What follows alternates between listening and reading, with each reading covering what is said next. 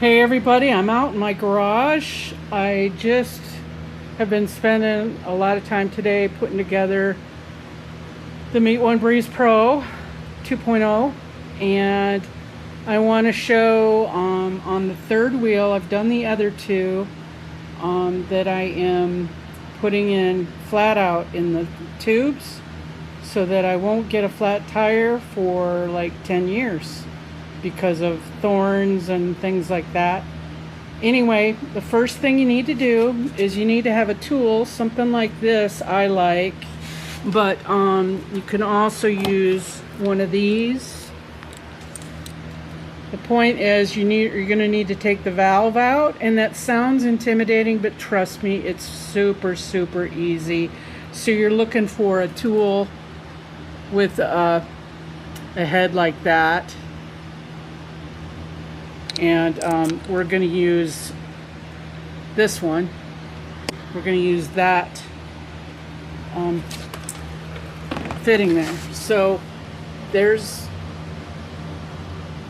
the valve down there. I've already got it almost out, but I wanted to show it's lefty loosey, righty tighty. You do it by feel. You can feel when those two edges grasp the valve, and I'll show you the valve when we get it out. And I've let the air out already. That's why you see that valve stem kind of wiggling around on me, because there's no air in there holding it. So there, I think we've got it. Yep, it's loose. So this is what the valve looks like, and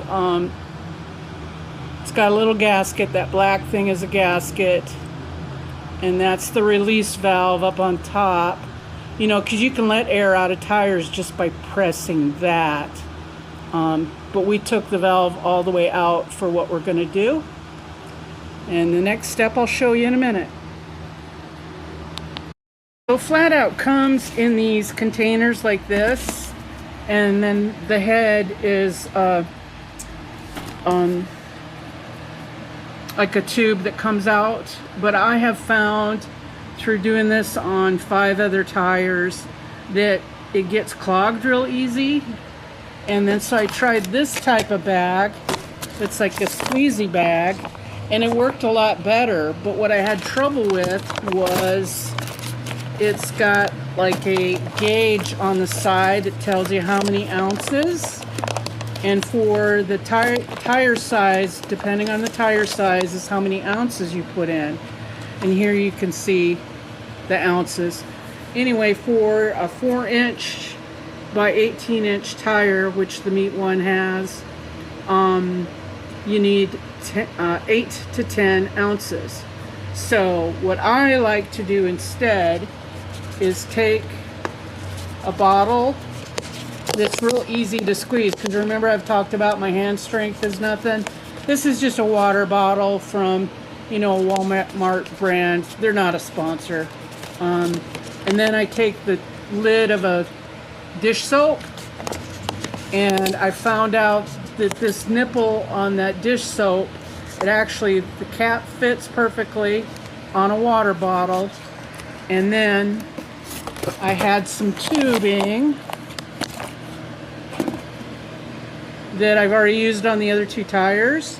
So then what I do, if I can show you here,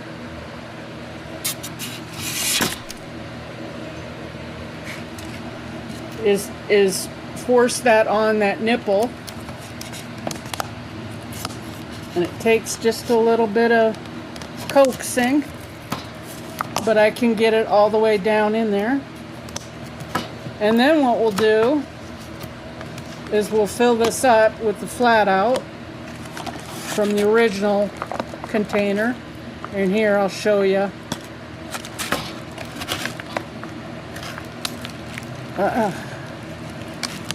It's got a tube in it too, but I find this clogs real easy, so I don't like using this. And plus I can't tell how much. So I guess that's all the farther it's going to go out.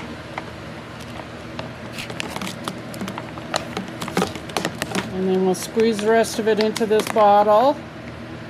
And what this is it stays in your tire as a liquid, but when air hits it, it congels up and it self-seals whatever hole. And see, I'm not going to get 8 ounces out of this, I don't think. So, yeah, we're going to have to, okay. We're going to have to, and use the off-road formula. And this top just twists off.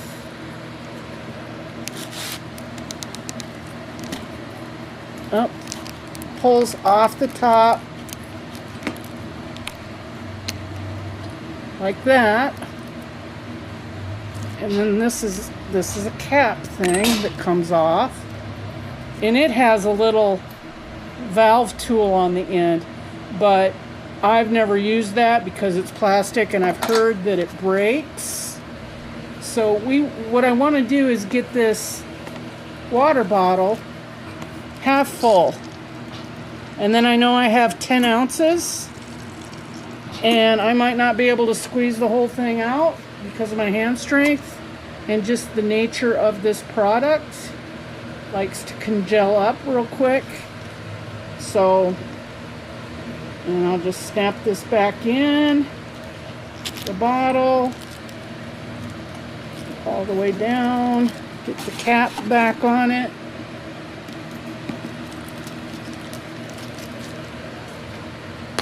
And it's sealed back up. And now this will take our homegrown dispensing system, screw it back on,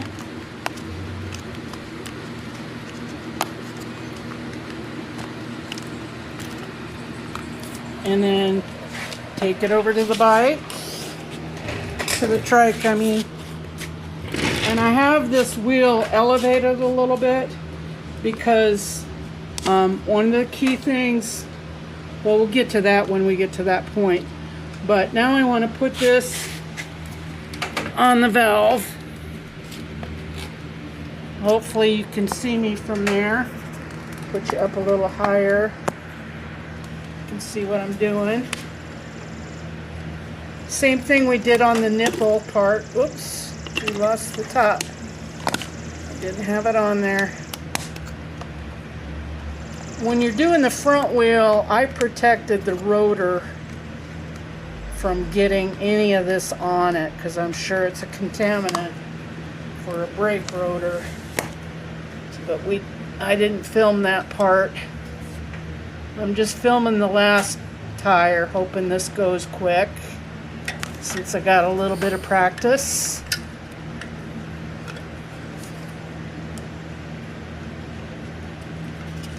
Okay. Just a little bit of coaxing. And it's on. So hopefully this is on. No, that's still not on either. Okay. And then just press this into the tire. You kind of want this up, the valve up. Yeah, see? I thought third time was going to be a charm, and now I'm messing it up.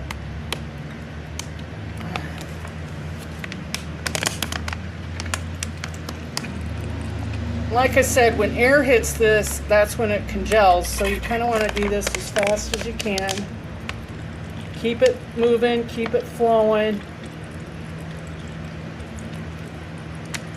And we're shooting for 8 to 10 ounces. And we're just about there. And this, I found this to be so much easier. I mean, I've tried the pump gallon. I started off with a gallon. Like I said, I've done, now, I'm pretty sure I'm at 8 to 10 now. And I can pull this out. And we want to put the valve in. The valve back in. And remember, we took this out. And this is the top that goes on the outside. That's the bottom. This has the little groove for us, or the little notch. We get our little notch tool, seat it in there, put it inside. Got a little bit of leakage going on, and it's righty-tighty, lefty-loosey. And you'll feel this when it gets to the end. You won't be able to turn it anymore. And you don't want to Magilla Gorilla it down. You just want to get it real snug. You don't want to break the valve. This is one of those things my weak hands can handle. Okay, and I'm feeling resistance. I'll just go little bit, just so I know it's tight. There we go. I got a little sloppy on that one. Now it's ready to get some air in it. And like I said, you want to keep that valve stem up past 3 o'clock or at 3 o'clock, just to let that liquid flow downward. You don't want it coming back on you. I mean, it's not going to kill you if it does, but... Now I've got my air inflator tool ready. I've got it set to 30 because this is a 30 psi. It's almost always written on the tire wall. But I wanted to show you, we really need to be careful about seating this correctly around the rim. There's like a little line. I don't know if it's picking up or not. Let's see if I can get it here. But you just want it really equal all the way around. So I try to go real slow at first, and then I let it rip once I know I've got it perfectly seated in the rim. That's the only thing you need to worry about on this step. And we'll get this on here. Oop.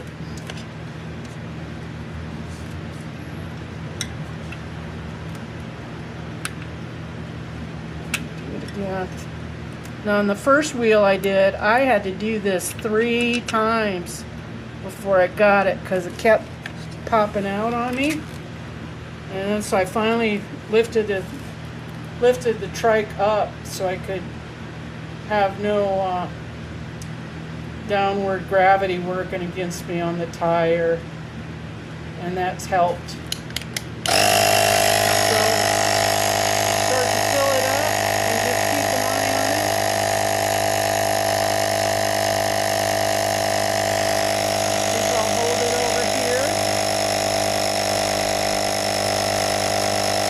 We're up to 4. Up to 5. I think we're okay. I think it's going to be fine. What do you think, people? It really helps just to elevate the wheel a little bit.